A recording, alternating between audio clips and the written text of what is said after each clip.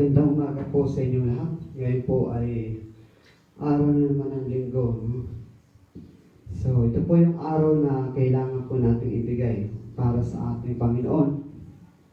Bagamat tayo po ay nasa kanya-kanya po nating mga tahanan, ay hindi po ito hadlang upang tayo po ay hindi makapakinig ng salita ng ating Panginoon. So, magandang umaga po sa inyo pong lahat po. So, bago po tayo magsimula ay umawit muna po tayo.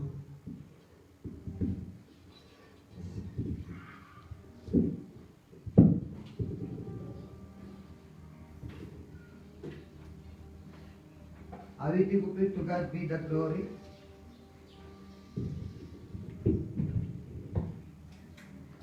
To God be the glory. To God be the glory, great things He hath done. So loved He the world that He gave us His Son, who yielded His life an atonement for sin, and opened the life gate that all may go in. Praise the Lord, praise the Lord. Let the earth hear His voice. Praise the Lord, praise the Lord. Let the people rejoice. So come to the Father through Jesus the Son, and give Him the glory. Great things He hath done.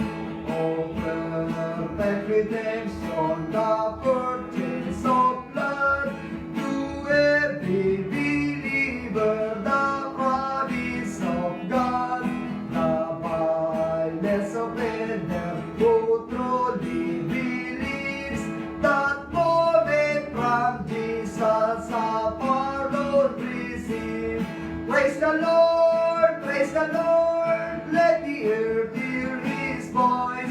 Praise the Lord, praise the Lord, let the people rejoice. So come to the Father through Jesus the Son, and give Him the glory. Great things He hath done.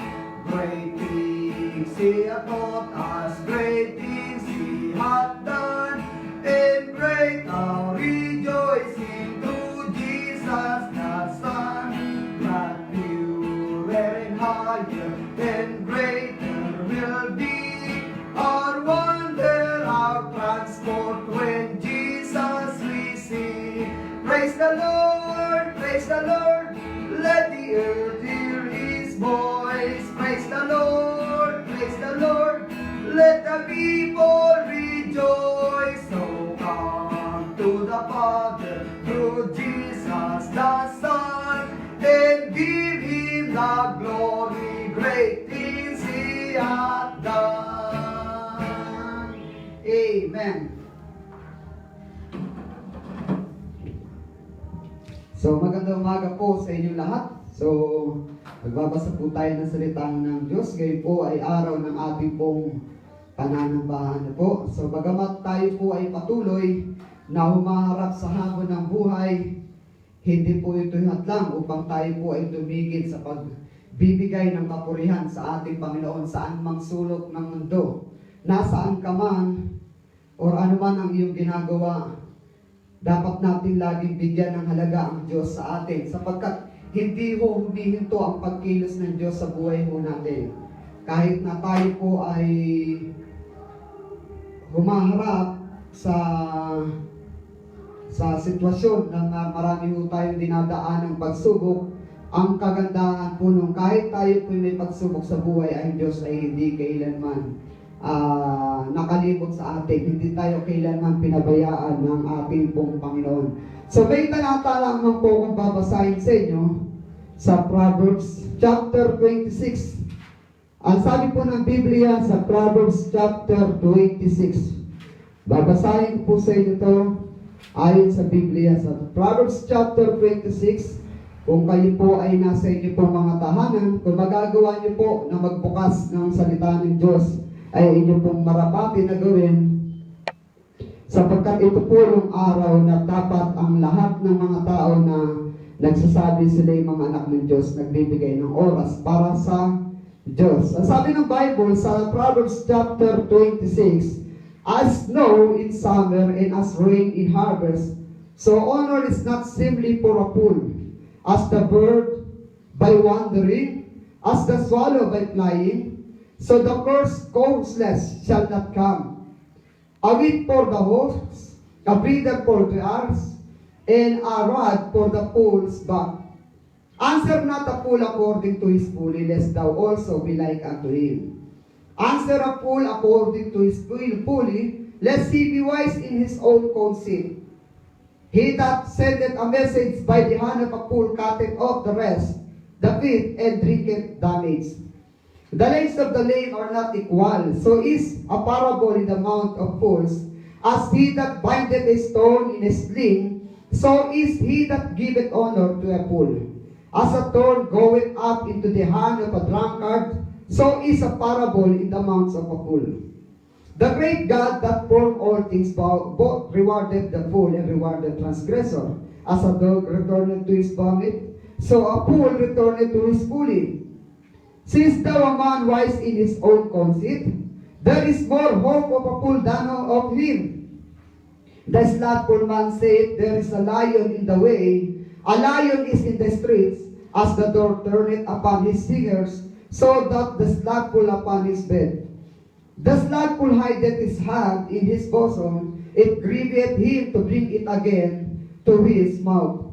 The sluggard is wiser in his own conceit than even that 7 men that can render a reason.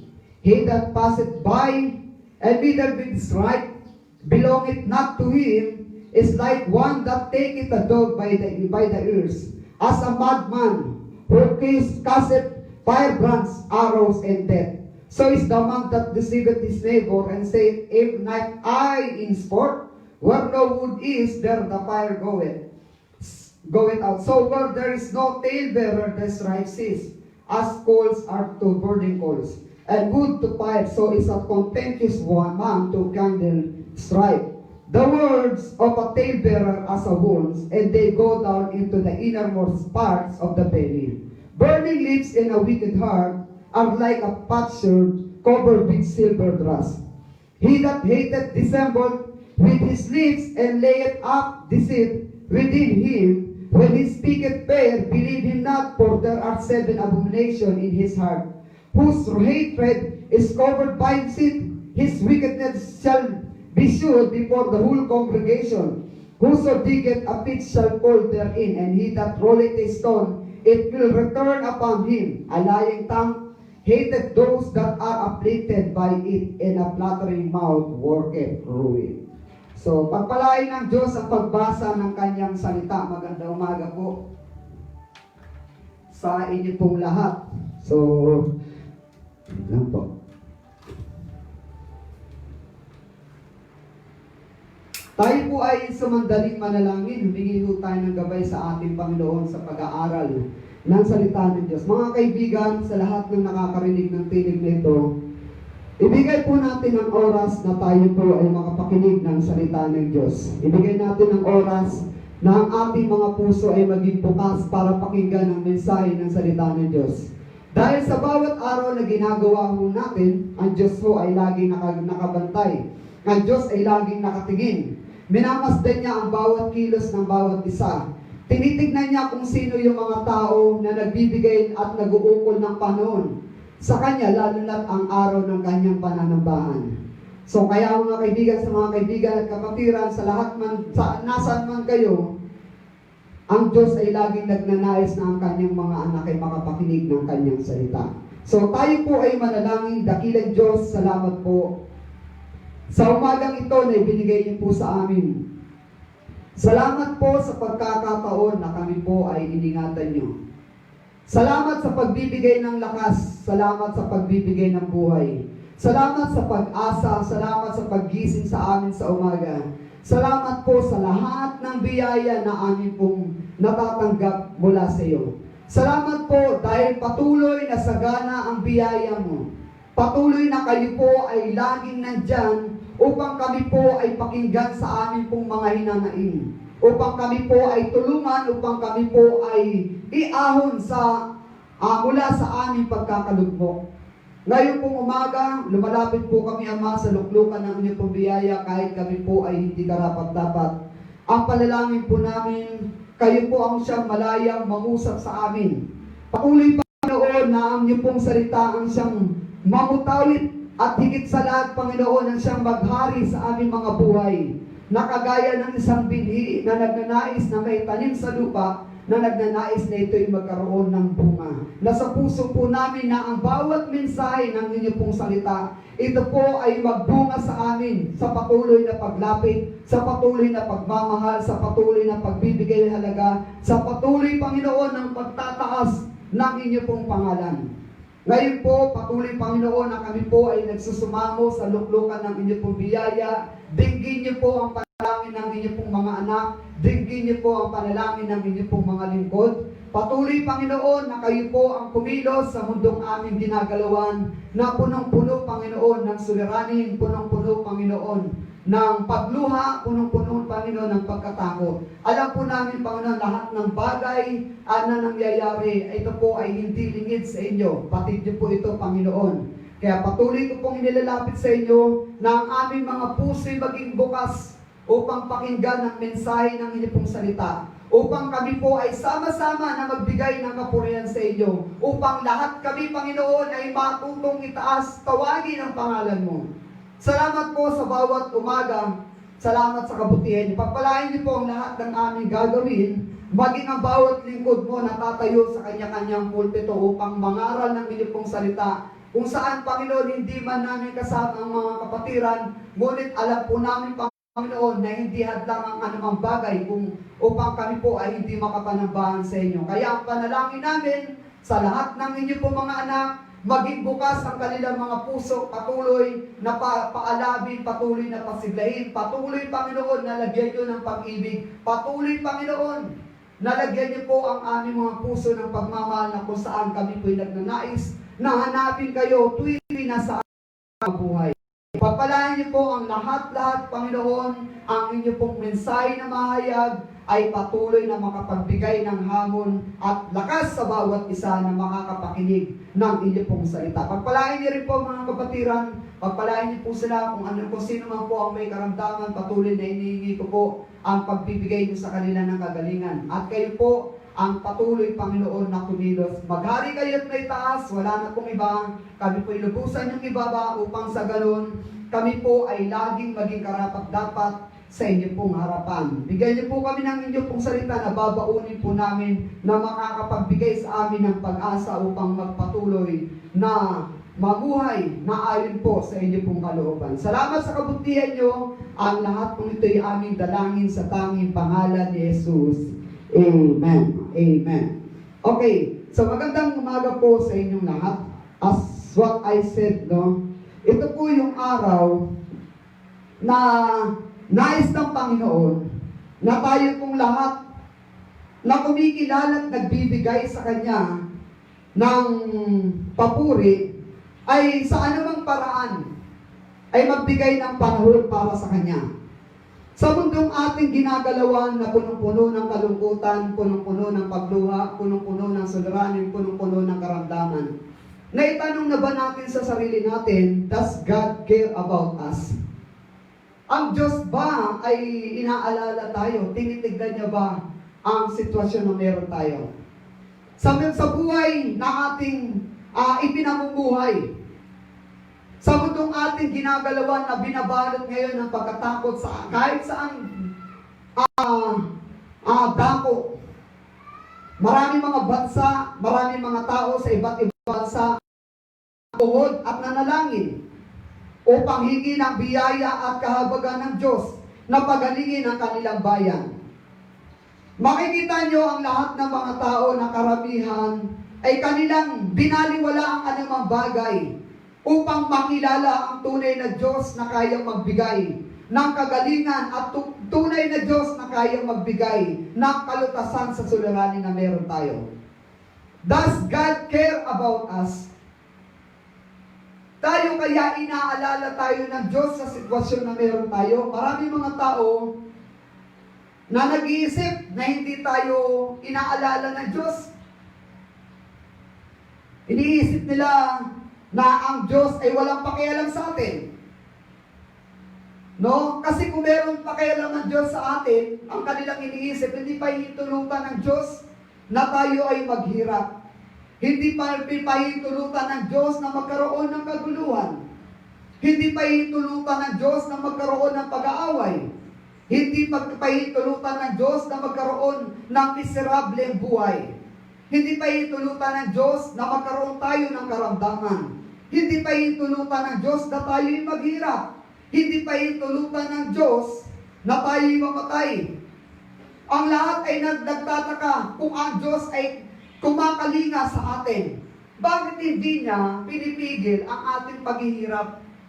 Iniisip ng mga tao, ang Diyos ba talaga ay buhay? Ang Diyos ba talaga ay umaalala sa atin? Ang Diyos ba talaga ay kumakalinga sa atin? Ang Diyos ba talaga ay may pakialam sa atin? Marami mga tagapagturo na nagsasabi na ang Diyos, na ang lahat ng bagay ay nasa kanyang kalooban.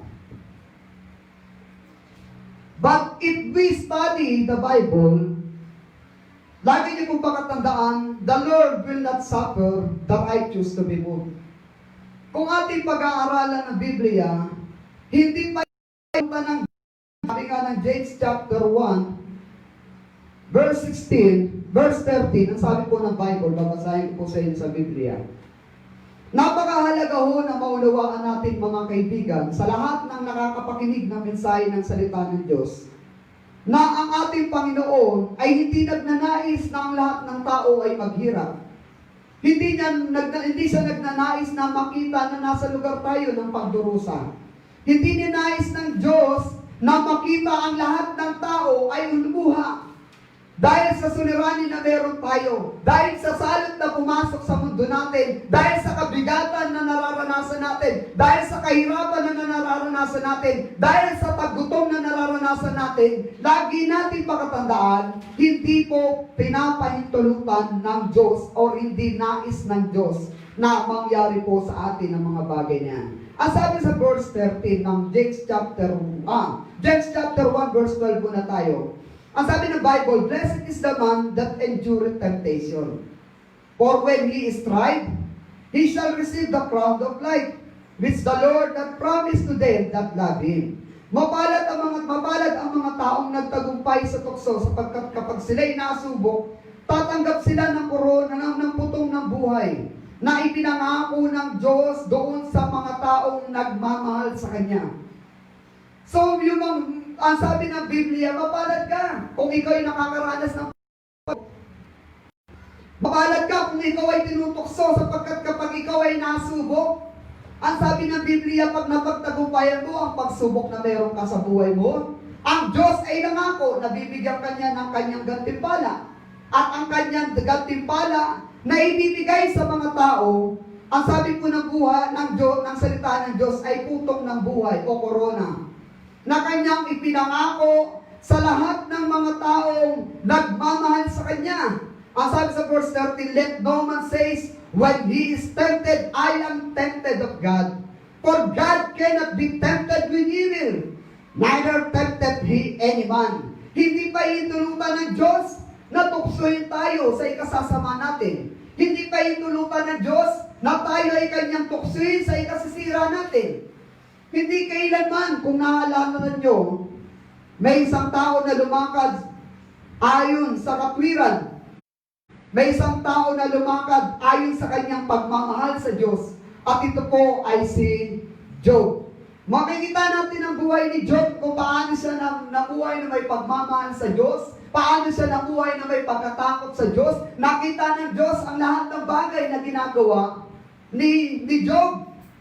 Sumagana ang buhay ni Job dahil sa kanyang patuloy na pagbibigay ng pagmamahal at patuloy na pagiging matapat sa ating Panginoon. Pero sabi nga, kung may bida, may kontrabida. Itong si Satan, hindi siya natutuwa na ang mga tao ay nagiging malapit sa Diyos. Hindi siya natutuwa na ang mga tao ay lumalakad sa Diyos. Hindi siya natutuwa na ang tao ay nagiging mapagmahal sa Diyos. Kaya itong si Satan ay nakipag-usap sa Diyos. Ang sabi po ng James, ang sabi po ng Job, basahin po natin. Dito po makikita natin, may isa na hindi natutuwa sa ikinatatagumpay ng lahat ng mga taong nagmamahal sa Diyos. May isa na hindi natutuwa kapag ikaw ay laging lumalapit sa Diyos. Hindi siya natutuwa na ikaw ay patuloy na naglilingkod sa Kanya. Hindi siya natutuwa na ikaw ay patuloy na lumalakad pa rin sa gitna ng suliranin na meron ka. Dito po makikita po natin sa verse 8, dito po yung pinagmalaki ng ating Panginoon ang kanyang lingkod na si Job. Ang sabi ng Panginoon sa verse 8 ng chapter 1, and the Lord, ng Job chapter 1 verse 8, and the Lord said unto Satan, hast thou considered my servant, that there is none like him in the earth, a perfect and an upright man, one that feareth God and escheweth evil. Sabi niya, sabi ng Panginoon, ito po ang isa sa kagandahan. Kapag ikaw ay may paglakad na ginagawa sa Diyos, kapag ikaw ay may pagmamahal na ipinapakita sa Diyos, kapag ikaw ay may ginagawang maganda sa ating Panginoon, ang Diyos mismo ang siyang magbahayag sa pangalan mo. Ang Diyos mismo ang papalakpak sa iyo. Ang Diyos mismo ang matutuwa. Kaya sabi mo sa verse 8, and the Lord said unto Satan, hast thou considered my servant Job? Nakita mo ba? Nakita mo ba yung aking lingkod na si Job? Walang katulad niya sa lupa.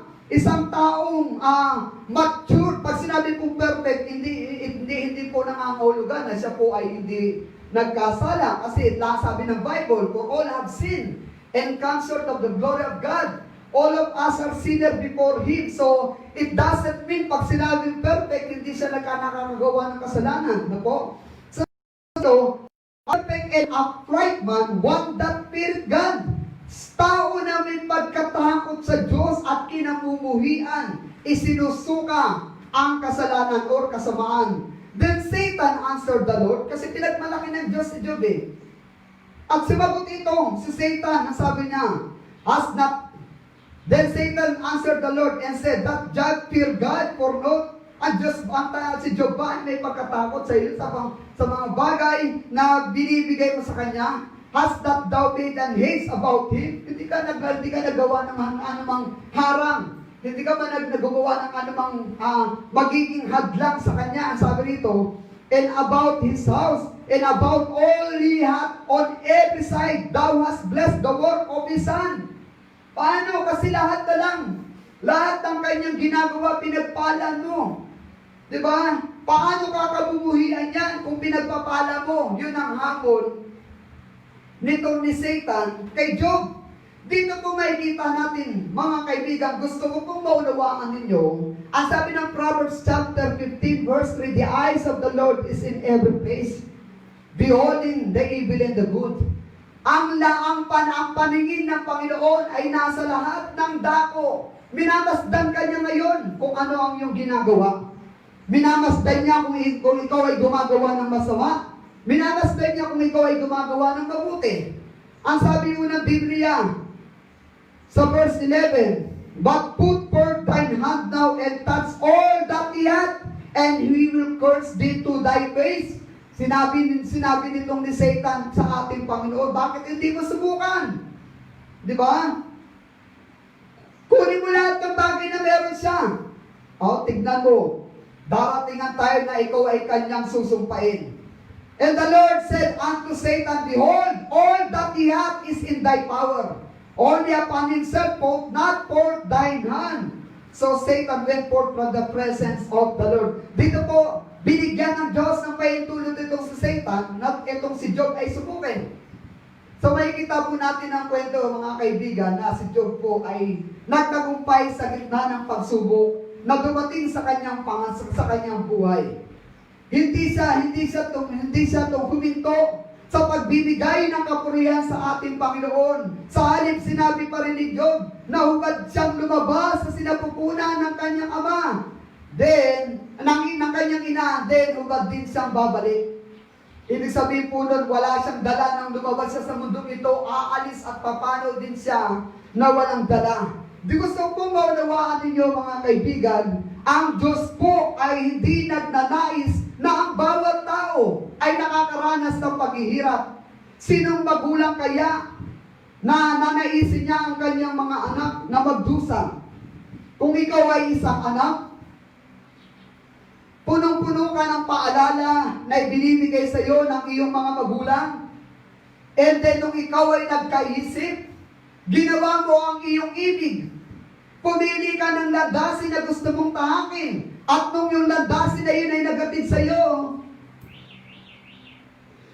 nakabiguan, pwede mo bang sabihin na kasalanan niyon ng iyong mga magulang? Pwede mo bang sabihin na ang magulang mo ay walang pakailan kung ikaw mismo ang pumili ng landasin na nais mong tahakin, kung ikaw mismo ang pumili ng mga bagay na gusto mong mangyari sa iyong buhay? Ang nararanasan natin ngayon, ito po ay hindi nais ng Diyos, ngunit ang bawat tao ang siyang nagnais na ito ay mangyari. Ito ay ating maranasan kung bakit ba'y pagluha, dahil tayo mismo ang nagnais na tayo'y lumuha. Bakit ba'y pagdurusa? Dahil tayo mismo ang gumawa ng dahilan para tayo'y magdusa. Bakit ba'y kalungkutan? Dahil tayo mismo ang gumawa ng paraan ng dahilan para tayo'y maging malungkot. Bakit ang dami nating suliranin na kinakaharap? Hindi po nais ng Diyos na ang mga tao ay makita sa pagdurusa. Sa halip, tayo po ay maminahal ng Panginoon. Tayo po ay binigyan ng buhay ng Diyos. In fact, tayo po ay ginawa ayon sa kanyang wangis. Ganon tayo binigyan ng halaga ng ating Panginoon. Nung tayo nakalimot tumawag sa Kanya, nung tayo hindi nagbigay ng panahon sa Kanya, ang Diyos pa rin ang gumawa ng paraan. Nung tayo makikita Niya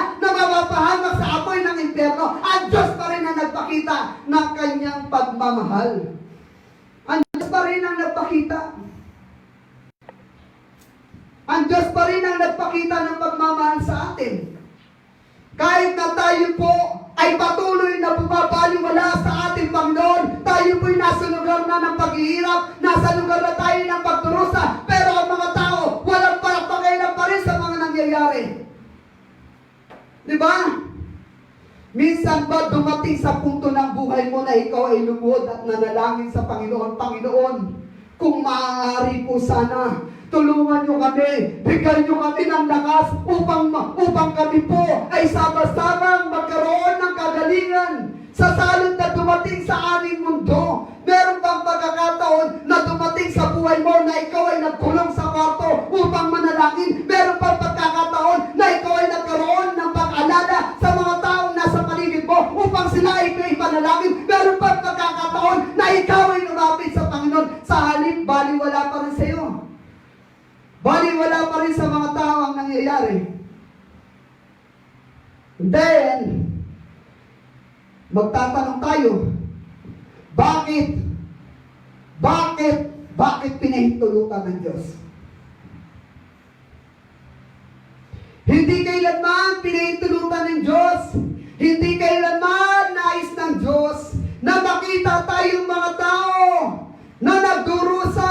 Hindi kailanman nais ng Diyos na makita tayong mga tao na napapahamak. Hindi kailanman ninais ng Diyos na tayong mga tao ay maghirap. Hindi kailanman ninais ng Diyos na makita na ikaw ay nasa kalagayan ng kawalan, nasa kalagayan ng kung saan punong-puno ng pagluha, punong-puno ng siniranin, punong-puno ng kabigatan, punong-puno ng problema. Hindi kailanman ninais ng ating Panginoon yan.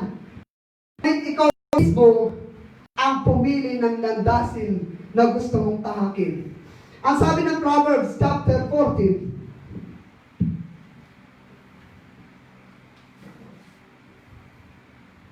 ang sabi po rito mga kaibigan, Proverbs chapter 14, verse 12, there is a way which seemeth right unto a man, but the end thereof are the ways of death. May mga landasin na tama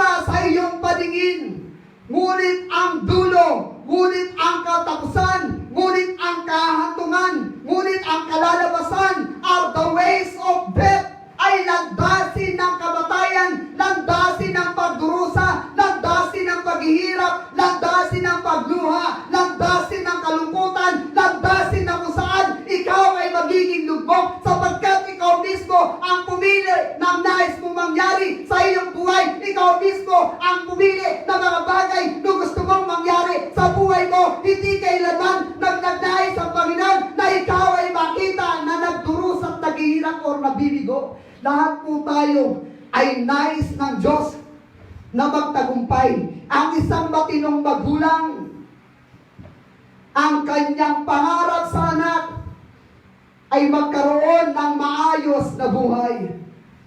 Kung ikaw ay nakakaranas na pinag-aaral ka ng magulang mo, pagpapakita yan ng pagnanais nila na ikaw ay may marating sa buhay.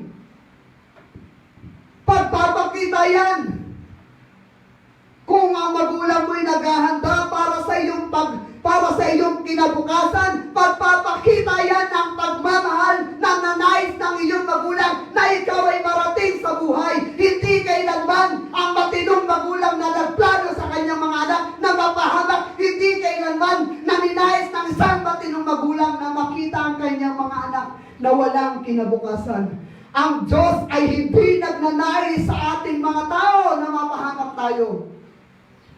Hindi kailanman. Marami na tayong problemang hinarap. Marami na tayong pagsubok na hinarap. Marami na pagluha. Sabi ko nga po sa inyo, kung pagsubok at pagsubok lang, baka wala nang dahilan para maglingkod ako. But, marami mang pagsubok ang dumating sa buhay ko, hindi kailanman ako nagreklamo sa Diyos.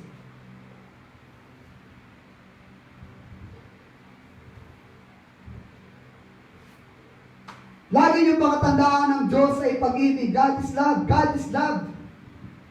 God is love. According to 1 John chapter 4 verse 8, ang sabi ng Biblia sa 1 John chapter 4 verse 8, babasahin ko sa inyo 1 John chapter 4 verse 8. Ang sabi po ng Bible sa 1 John 4:8, he that loveth not, knoweth not God, for God is love. Sana hindi nagmamahal, hindi nakikilala ang Diyos, sapagkat ang Diyos ay pag-ibig.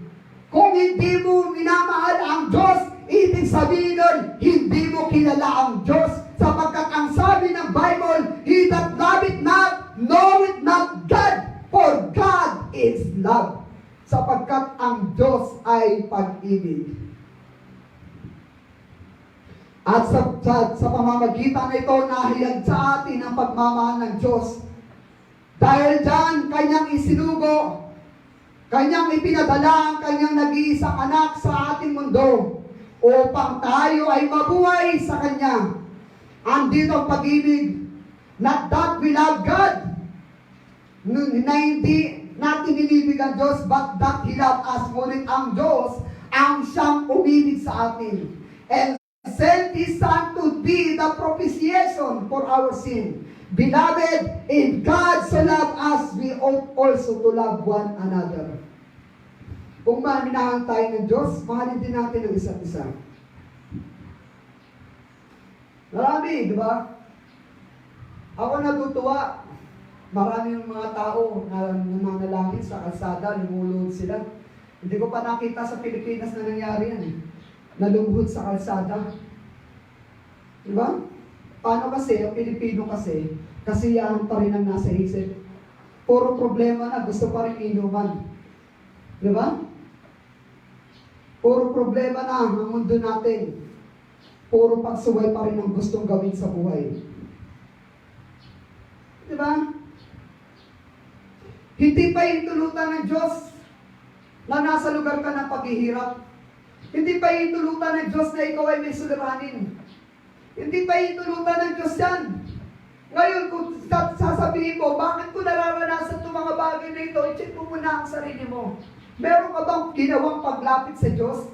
Meron ka bang ginawang pagkilala sa Diyos? Meron ka bang ginawang hakbang upang ibigin ang Diyos? Meron ka bang ginawang hakbang upang ang Diyos ay malugod sa iyo? Meron ka bang ipinakitang pagmamahal sa ating Panginoon? Hindi kailanman nais ng Diyos.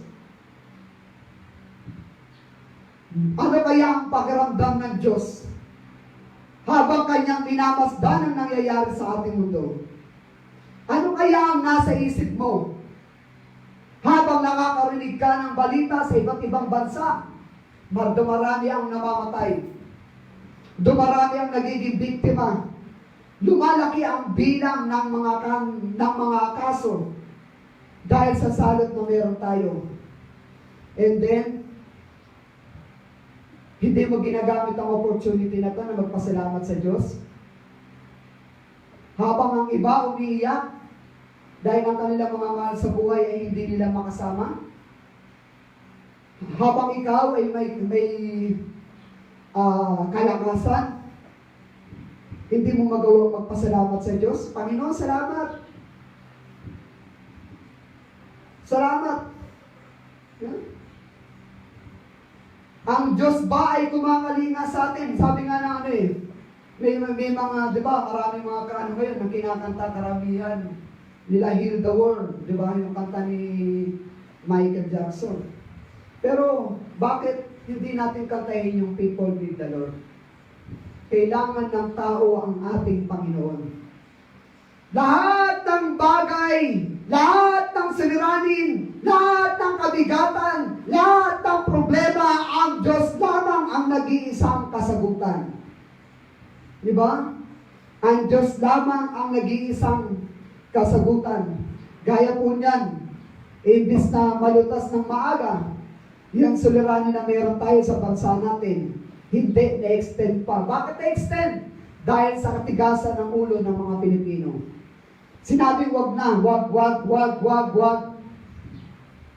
Abay, siguro, bigas na gamit ninyo, sinasaing nyo, wag eh. Eh, baka yung pinamimigay sa atin, no? Wag. Yung bigas na binibigay sa atin, wag kang lumabas. Pero hindi pa pipigil ang Pilipino. Sige pa rin, hanap pa rin ang paraan para maging masaya. Hanap pa rin ang paraan para maging maglibang. Diba? Ganyan tayo, ganyan ang ugali natin. Ganyan tayo.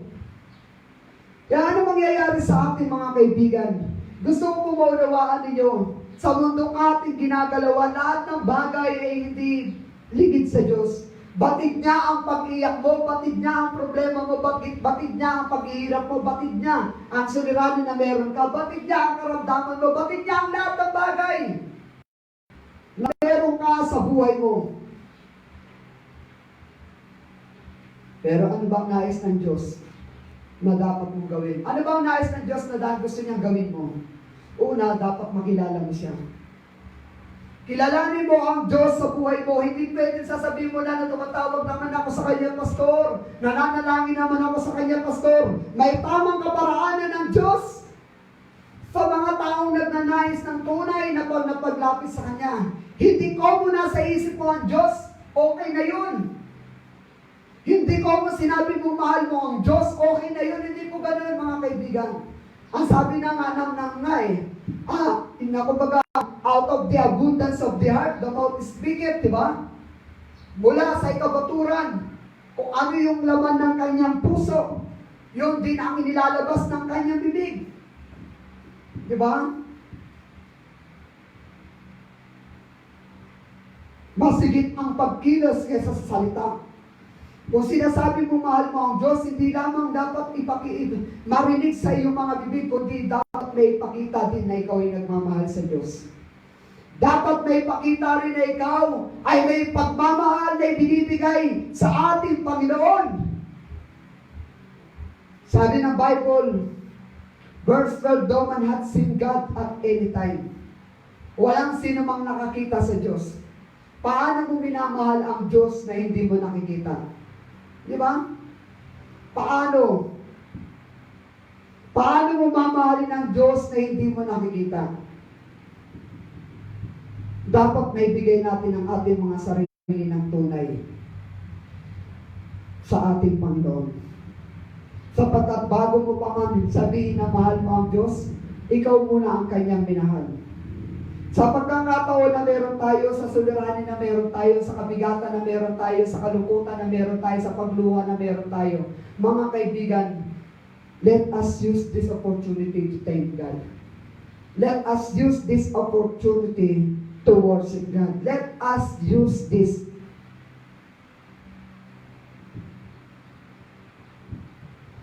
Upang tayo ay patuloy na lumapit sa Diyos. Diba? Upang tayo ay patuloy na lumapit sa Diyos. Upang tayo ay patuloy na magbigay ng pagmamahal sa ating Panginoon. Upang tayong lahat na nagsasabing anak ng Diyos ay magkaisa ang puso upang itaas ang kanyang pangalan. May 15 ang ibinigay sa atin. Yan ay kondisyon. Yan ay tinakda ng tao. Pero sino nakakapatid niyan? Sino nakakapatid na pagdating ng May 15, wala na yung sulusuliranin na meron tayo? Mga kaibigan, kung hindi natin makikita ang Diyos sa buhay natin, yung salot na meron tayo sa mundo, lalaki at lalaki yan. At mas miserable ang mangyayari sa buhay natin lahat. Bakit? Kasi magtataggutom. Lahat tayo gutom. Lahat tayo mawawalan. Kasi walang trabaho, walang magtatrabaho. Di ba? Hindi naaangat ang ekonomiya natin. Siyempre, sa sobrang gutom mo, anong gagawin mo? Lalabas ka para maghanap ng pagkain. Pag lumabas ka naman, magkakasakit ka. Di ba? Pwede mong gawin na kumuha ka ng pagkain sa hindi magandang paraan. Lalala ang karahasan. Maraming pwedeng mangyari kapag hindi nagkaroon ng kalutasan ang suliranin na meron tayo. Kaya habang may pagkakataon, mga kaibigan, ngayon pa lang ang natin mga Diyos. Does Jesus care? Meron bang pakialam sa iyo, Diyos? Kami nga ng kanta, si Jesus kaya ay nahahabag. Di ba? Kapag nakikita niya na ikaw ay nagdurusa, kapag ikaw ay kanyang nakikita na nahihirapan, sa tingin mo ba, nababagabag ba ang puso ng Diyos? Nababagabag ba ang Diyos sa buhay mo? Nababagabag ba ang Diyos kapag ikaw ay hindi nagkakaroon ng magandang at maayos na buhay? Mga kaibigan, gusto kong maunawaan ninyo, hindi kailanman ang Diyos nagkulang sa atin. Laging ang Diyos nagpapaanyaya, lumapit kayo sa akin. Laging ang Diyos, bukas ang kanyang kamay, ang sino man sa kanya ay manampalataya, ay hindi niya pababayaan ng mapahamak. Laging bukas ang Diyos eh. Ngunit ang kondisyon, ang nais ng Diyos, ang desisyon magmula sa iyo. Hindi kanya pwedeng hilain eh, ayon sa kanyang gusto. Dahil binigyan ka ng Diyos ng kalayaan na piliin kung ano ang nais mong mangyari sa buhay mo. Pero gusto ko po maunawaan ninyo, gaya na lagi kong sinasabi, hindi ibinigay ng Diyos sa tao ang kalayaan para ang tao ay magrebelde sa Diyos. Hindi binigay ng Diyos ang kalayaan para ang tao ay magpatuloy sa kasalanan. Hindi binigay ng Diyos ang kalayaan para ito ang maging lisensya natin upang gawin ng lahat ng bagay na ating kaibigan. Hindi po. Ibinigay ng Diyos ang kalayaan sa ating mga tao upang ang bawat tao, di ba, ay magkaroon ng pagpili ng tunay sa Kanya. Kasi kapag ikaw ay kanyang ginawang robot, di ba, hindi magkakaroon ng magandang resulta at hindi pagmamahal ang tawag doon kapag ginawa kanyang robot. Pero dahil sa pagmamahal sa iyo ng Diyos, binigyan kanya ng kalayaan. At nung ikaw ay naging malaya, ginawa mo ang lahat ng iyong nais gawin sa buhay hanggang ikaw ay mapariwara. Pero ganun pa man, naalala niyo ang kwento ng prodigal son? Hiningi niya ang mana niya sa kanyang magulang, sa kanyang tatay. Ibinigay ng tatay, nagpakasasa sa malayong lugar. Nagpakasaya, lahat na ng kalayawan, lahat na ng gusto niyang gawin, ginawa niya. Nung naubos at naghirap siya, anong sabi niya? Babalik ako sa tahanan ng aking ama. Hindi pa man siya nakakahingi ng tawad, tinanggap na kagad siya ng kanyang ama. Ganyan ang Diyos eh. Hindi ka pa humihingi ng tawad sa Kanya, pinatawad ka na niya. Ang inaantay niya lang sa iyo ang paglapit mo.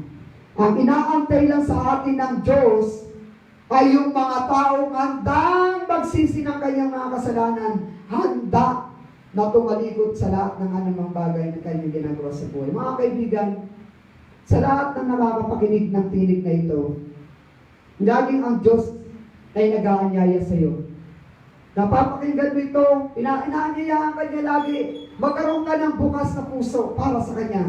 Magkaroon ka ng tamang pagpapasya para sa Kanya. Magkaroon ka ng panahon para sa Kanya. Magkaroon ka at magpakita ng tunay na pagmamahal sa Diyos na Siya ang sa iyo'y lumikha. Tingnan niyo po, no?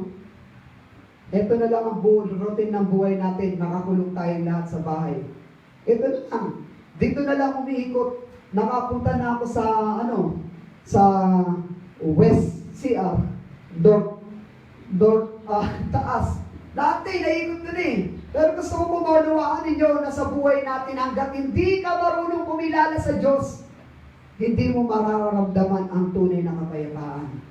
Hindi mo mararamdaman ang tunay na kagalakan na nais ng Diyos na ibigay sa iyo. Ngayon ang pagkakataon na inihingi ng Diyos upang ikaw ay kumilala sa Kanya. Dumating na ba sa punto na naitanong mo, saan kaya patungo ang aking kaluluwa pag ako ay namatay? Kung hindi mo pa tiyak, maliwanag na tinuro ng Bible because of we are all are sinner before Him. Because of that, kinakailangan natin pagbayaran yun. As what the Bible says, for the wages of sin is death, but the gift of God is eternal life. Because of love, the Lord Jesus Christ came down from heaven because of love. And the only thing that you need to do, ang kailangan mong gawin, is to decide. Tanggapin mo siya sa puso mo. Tanggapin mo siya sa puso mo bilang Panginoon ng sarili tagapagligtas. Mga kaibigan, sana po sa suliranin na meron tayo, matuto tayong manalangin sa Diyos. Matuto tayong tumawag at humingi ng kahabagan ng Diyos. Hindi tulog ang Diyos, hindi natutulog ang Diyos, naririnig niya ang bawat pag-iyak ng tao. Kinakailangan mo lang lumapit sa Kanya. Tayo po ay manalangin, dakilang Diyos, salamat po sa umagang ito. Salamat po sa mensahe ng inyong pong salita. Panginoon, alam po namin, Panginoon, na hindi lingid sa inyo ang nangyayari sa mundong aming ginagalawan. Alam po namin, Panginoon, nakikita niyo po ang aming pagluha. Nakikita niyo po ang aming pagturusa. Nakikita niyo po ang aming paghihirap. Nakikita niyo po ang kalagayan namin. Alam ko po, Ama, na kami po ay ninanais ninyo na tulungan. Ngunit ang nais ninyo sa bawat tao ay matutong tumawag sa inyo. Hindi lamang basta pagtawag, kundi tumawag ng may pagmamahal, tumawag ng may paglilingkod, tumawag ng may pagtalikod sa lahat ng kamalian. Ang dalangin ko po, Ama, na patuloy kayo ang kumilos sa mundong aming ginagalawan. Sa mundong aming punong-puno ng suliranin sa anumang sulok ng mundo, sa bawat bansa na nakakaranas ng pagluwa. Dahil sa salot na dumating, alam ko po, Ama, ang nais ninyo ay patuloy kami na magtiwala sa inyo. Sa pagkakataong ito, hinihingi po namin, Panginoon, ang inyong pong awa. Hinihingi po namin ang inyong pong habag. Hinihingi po namin ang inyong pong pagmamahal na maghatid ng kagalingan sa mundong aming ginagalawan. Ugad alam po namin, Panginoon, na limitado ang magagawa ng mga doktor. Limitado ang magagawa nila. Limitado ang magagawa ng mga gamot na kanilang iniimbento. Limitado ang mga gamot na kanilang ibinibigay na panglunas. Ngunit alam po namin na masikip kayo. Kayo po ang dakilang manggagamot namin. Sapagkat kung ang buhay nyo nga ay nagawa nyo ibigay sa amin, lalo tigit na kaya nyo ibigay ang kagalingan na ipinapanalangin ng inyong pong mga anak. Kaya patuloy ko pong ipinapanalangin, Panginoon, sa lahat ng mga tao na nakarinig ng tinig na ito, na kami po ay magkaroon ng bukas na puso upang kayo po'y tunay na aming kilalanin. Upang kami pong lahat ay magpasalamat sa biyaya na aming natanggap. Upang kami lahat ay matuto na tumawag sa inyo ng may pagpapakumbaba, na may pagtawag, Panginoon, ng may pagmamahal, may pagtawag, Panginoon, na kung saan kami po ay tunay na tatalima sa inyong pong salita. Oh God, salamat po. Marami mga tao kung nagtatanong kung meron ng Diyos, bakit mo pinitulutan ito? Alam ko po, Panginoon, na hindi mo ninais ito. Ngunit dahil kami po mismo ang pumili ng landasin na gusto namin tahakin, kaya nangyari ang mga bagay nito. Ganun pa man, Panginoon, salamat po dahil laging bukas ang paanyaya niyo sa amin. Laging bukas ang inyong puso, ang inyong mga kamay, upang kami ay tanggapin sa bawat pag-iyak, sa bawat paghingi namin ng saklolo sa inyo. Lagi kayong nandyan upang kami ay tulungan, upang kami sagutin, upang kami gabayan, upang kami ay pasaganahin, upang kami ay handugan ng kagalingan. Salamat po, Ama, salamat po sa kabutihan nyo. Ang dalangin ko po, patuloy sa lupang aming ginagalawan, ang kapangyarihan at kabanalan nyo ang siyang maghari. Natutuwa ako, Panginoon, na makita na may mga bansa na lumuluhod at nananalangin. May mga bansa na tunay na tumawag sa inyo upang humingi, Panginoon, ng kahabagan. Ang dalangin ko po sa mundo aming ginagalawan sa lugar ng Pilipinas ay matuto rin po na ang lahat ng mga Pilipino ay magkaisa na lumuhod at manalangin. Hingi ng kahabagan, hingi ng inyong pong awa, hingi ng inyong pong presensya, hingi ng inyong pong pagmamahal, hingi, Panginoon, ang pagbibigay at pagbubuhos niyo po ng kagalingan sa lupang aming ginagalawan. God, salamat po. Kahit hindi po kami karapat-dapat, ang sagana lagi ng inyong biyaya. Ang panalangin ko po, Ama, pakaingatan niyo po kami lagi. Pakaingatan niyo po ang aking mga mahal sa buhay. Pakaingatan niyo po ang bawat isa. Pakaingatan niyo po ang mga kapatiran. Pakaingatan niyo po ang inyong mga anak. Pakaingatan niyo po ang lahat ng mga tao nakakarinig ng inyong mensahe. Pakaingatan niyo po kami, Panginoon. At nawa, dumating ang time na matuto kami na sa bawat tahanan ay mabuksan ang aming mga pintuan upang ang inyong pong salita ay maihayag, upang ang inyong pong salita ay mabasa, upang ang inyong pong salita ay mapakinggan. Kayo po ang maghari, Panginoon. Kayo po ang patuloy na kumilos. Kayo po ang patuloy, Panginoon, na madakila. May taas ang pangalan nyo. Sampahin kayo sa Espiritu at katotohanan. O God, salamat po. Patuloy ko pong tinatagubilin ang aming mundo. Ang aking mga kapitbahay, patuloy niyo po silang pakaingatan. Ang aking mga mahal sa buhay, patuloy niyo po silang pakaingatan. Ang mga kapatiran, patuloy niyo po silang ingatan. Ang mga anak mo, patuloy mong ingatan. Ang mga lingkod mo, patuloy mong ingatan. Patuloy na punuin niyo po ng kagalakan ng aming mga puso. Kahit na kami po ay humaharap sa pagsubok, ang aming mga puso ay pag-umapawi ninyo sa pagmamahal. Pag-umapawi ninyo, Panginoon, sa pasasalamat. God, pagpalain niyo po ang inyong mga anak. Kayo lamang po ang patuloy na mapuri at may taas. Wala na.